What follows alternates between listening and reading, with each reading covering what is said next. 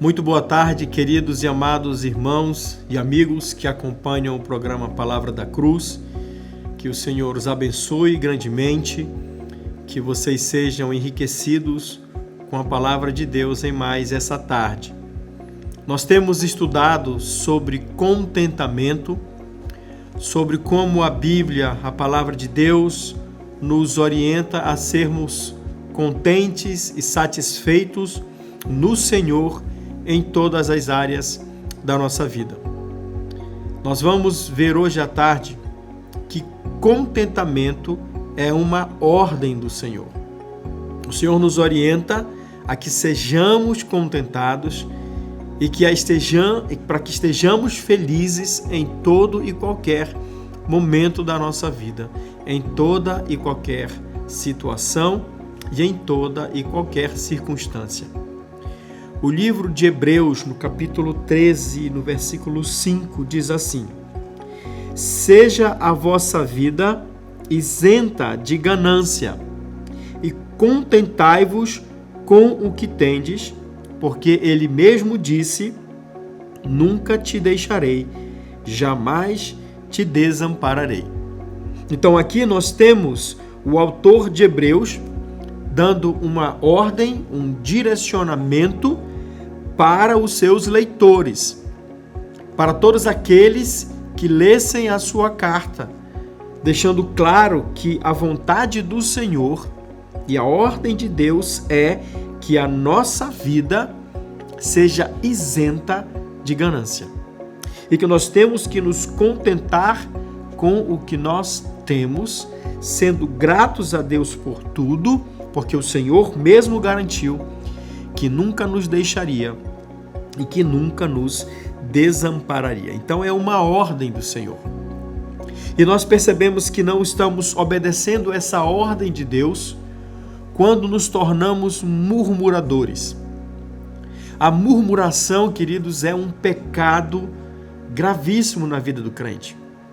A murmuração é o resultado de alguém que não está contente nem satisfeito em Deus e que não só não observa como Deus tem sido bondoso e abençoador, como Deus não tem desamparado e nem tem deixado, não tem deixado a pessoa de lado, o cristão de lado e nem desamparado, ela não observa tudo isso, contamina o seu próprio coração com amargura, com um comportamento ruim, que promove uma série de reações ruins no seu íntimo, e não só essa pessoa fica contaminada, fica mal, mas como ela também contamina os outros.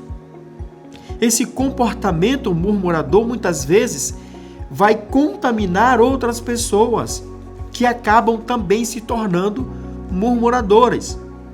Eu não sei se você já conversou com alguém e que quando você conta um problema para essa pessoa, ela sempre tem um problema maior. Ela sempre tem uma situação mais difícil.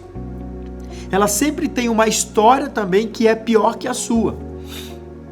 É difícil conversar com alguém assim. Às vezes você procura um irmão e conversa e a pessoa ela não está disposta a te ouvir e a te ajudar, mas está pronta para relatar um problema maior, para murmurar. E tem gente que torna a murmuração um péssimo hábito. E aí na sua vida está sempre murmurando, sempre incapaz de reconhecer a bondade de Deus, sempre capaz de reconhecer as bênçãos e o cuidado do Senhor e nunca está contente com nada. E nem quando é atendida, e nem quando muitas vezes aquilo que a pessoa deseja é respondido por Deus de forma positiva, ainda assim ela vai procurar outra coisa para reclamar e para continuar murmurando. A murmuração, portanto, é um ato de desobediência e uma posição que se toma totalmente contrária àquilo que a Bíblia nos orienta. Que a nossa vida não tenha ganância, que ela seja isenta de ganância, e que nós devemos nos contentar, nos sentirmos felizes com aquilo que nós temos. Esse versículo, irmãos, não diz que nós não podemos lutar, trabalhar e buscar uma condição melhor de vida.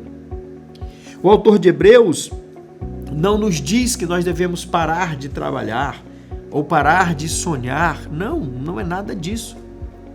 Mas o autor da carta, da Epístola de Hebreus, ele adverte seus leitores de que uma vida cheia de ganância, ela não reflete a vontade de Deus, ela se torna um pecado, um mau hábito e um pecado que vai se repetir inúmeras vezes.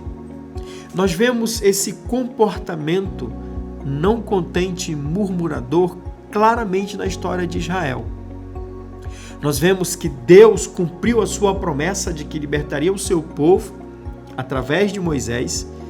Deus tirou o povo de Israel, o povo hebreu, do Egito, atravessou com eles o Mar Vermelho, fazendo um milagre extraordinário. Mas 3 dias depois que eles estavam no deserto, eles estavam sem água, ficaram sem água. E o que o povo disse para Moisés? No capítulo 15 de Êxodo: você nos tirou do Egito para nos matar de sede aqui? Foi isso que você fez? Foi isso que Deus fez conosco, nos tirou do Egito e nos trouxe para morrer de sede no deserto? E aí Moisés clama ao Senhor. O Senhor mostra a ele um pequeno lago, mas as águas daquele lago eram amargas, não era possível beber daquele lago. E Deus faz um milagre. Moisés lança um galho, um pedaço de árvore naquele pequeno lago, e as águas daquele lago se tornam doces, prontas para serem consumidas.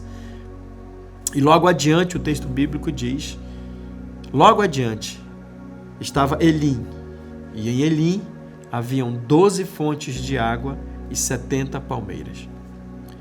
Pois bem, o povo de Israel continua a sua peregrinação pelo deserto, e aí eles começam a reclamar que faltava comida, faltava pão. Deus lhes dá o maná e os adverte: nunca deixarei vocês e nunca abandonarei vocês. Colham o maná somente para o dia. Mas o povo de Israel fazia o quê? Guardava, não confiando na provisão de Deus. Depois começaram a reclamar que sentiam falta de carne e chegaram ao ponto de blasfemar e murmurar, dizendo para Deus: que saudade das panelas de carne do Egito. Amados, que afronta ao Senhor, que afronta a Deus. Um povo escravo, humilhado, forçado a trabalhar pesadamente, várias e várias horas por dia, sendo chicoteados, presos e até mortos, levados à exaustão pelo trabalho. E agora que Deus os tira de lá e Deus está cuidando deles e provendo tudo que eles precisam, qual é a reação desse povo? De murmuração. Deus, muito pacientemente e bondosamente, lhes dá as codornizes para que eles pudessem comer e matar a sua vontade de carne. Queridos, Deus cuida de nós o tempo todo. Deus cuida de nós sempre. Quando nós murmuramos em vez de estarmos contentes, nós perdemos a bênção do Senhor. O povo de Israel, aquele povo que saiu do Egito, perdeu a bênção de entrar na terra prometida. Toda aquela geração foi morta no deserto. Deus quer de nós um coração contente, contentado e não murmurador.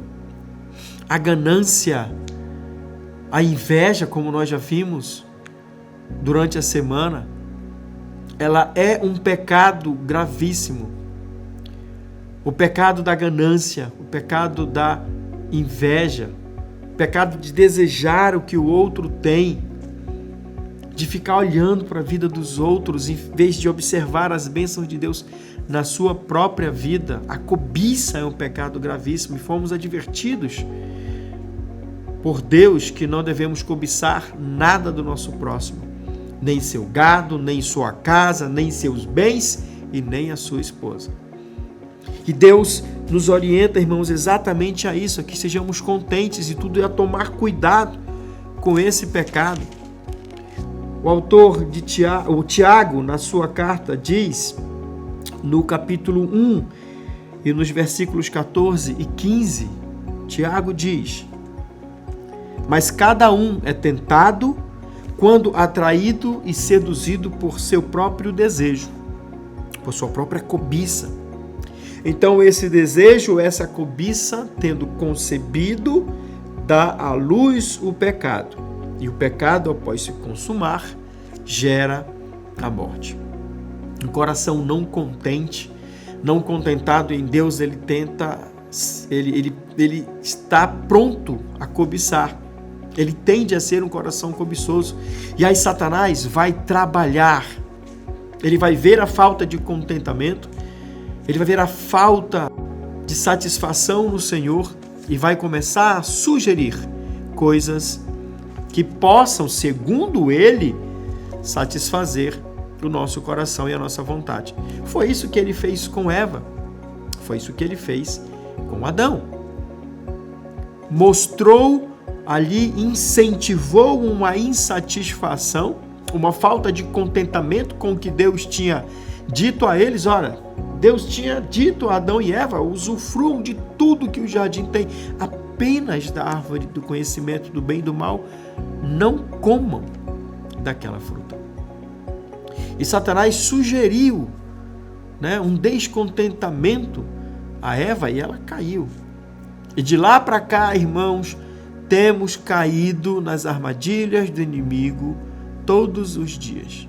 E ele sugere isso para nós, que Deus não está cuidando de nós, que nós temos direito àquela coisa assim. Se o seu casamento está ruim, você tem direito a um novo casamento. Se o seu emprego não está bom para você, você não está ganhando exatamente o que você quer, você tem que largar aquilo ali e ir atrás de algo que você ganhe. Mas mesmo que isso desagrade ao Senhor, mesmo que você tenha atitudes que não revelam um coração convertido, então ele vai sugerindo um bocado de coisa. Você tem que sair dessa casa, você tem que ir para uma casa melhor. E aí, Tiago diz para nós somos tentados pela nossa própria cobiça, pela nossa própria insatisfação, por desejos que não refletem o contentamento em Deus. E aí, esses desejos se tornam pecado, desejo, o desejo vai dar à luz o pecado, e o pecado consumado gera a morte. Então, se nós não obedecemos ao Senhor, tendo um coração contente, já que o contentamento é uma ordem, e nós devemos buscá-lo na nossa vida, nós vamos desobedecer. E essa desobediência nos levará a consequências terríveis. Queridos, somente um espírito contente pode experimentar a paz de Deus. Quando o nosso espírito, nosso coração não está contentado nem satisfeito nele, uma das coisas que nós perdemos, porque esse descontentamento vai levar a um pecado consumado, é a paz com Deus. Nós perdemos a nossa paz e nos sentimos tristes, frustrados, olhamos para trás para os pecados que cometemos, e quando Deus bondosamente nos leva ao arrependimento, nós olhamos para trás e percebemos os estragos que muitas vezes fizemos, quando nós ouvimos a sugestão do inimigo de que Deus não estava sendo suficiente para nós, e de que as coisas que Ele nos deu não eram suficientes para nós. Então, para termos paz de espírito, precisamos também obedecer o Senhor nesse mandamento, nessa ordem. Estejam contentes em tudo. Estejam contentes em tudo o que o Senhor tem feito por vocês. O apóstolo Paulo, como temos visto em algumas referências, em alguns versículos que ele escreveu, diz para nós também em Filipenses 4, 6 e 7, que nós temos que ter um comportamento e uma atitude de não andarmos ansiosos. O descontentamento também gera ansiedade. O que ele diz? Não andeis ansiosos por coisa alguma, pelo contrário, sejam os vossos pedidos plenamente conhecidos diante de Deus, por meio de oração e súplica com ação de graças. E a paz de Deus, que ultrapassa todo o entendimento, guardará o vosso coração e os vossos pensamentos, a vossa mente, em Cristo Jesus. Então, se o descontentamento gera ansiedade, gera toda essa insatisfação, o apóstolo Paulo está dizendo para nós: amados irmãos, não andem ansiosos por coisa alguma. Antes, coloquem todas as coisas que vocês necessitam, todos os seus pedidos, coloquem diante do Senhor por meio de oração e súplica, com ações de graças, com contentamento, com a alegria do Senhor, sabendo que Deus é suficiente para nós. E o resultado disso, queridos, é que a paz de Deus vai guardar o nosso coração e a nossa mente no próprio Cristo. Então, não seja murmurador, não tenha atitudes como essa de ansiedade, descontentes. Talvez a ansiedade que você esteja passando seja fruto de um descontentamento. Então, evite isso e seja feliz, satisfeito e tenha paz de espírito com o Senhor. Que Deus te abençoe grandemente e que você seja um crente satisfeito, uma pessoa satisfeita em Deus e que experimenta a paz de espírito. Que você, sua casa e toda a sua família experimentem abundantemente a paz de Deus. Fiquem com Deus. Até o nosso próximo encontro.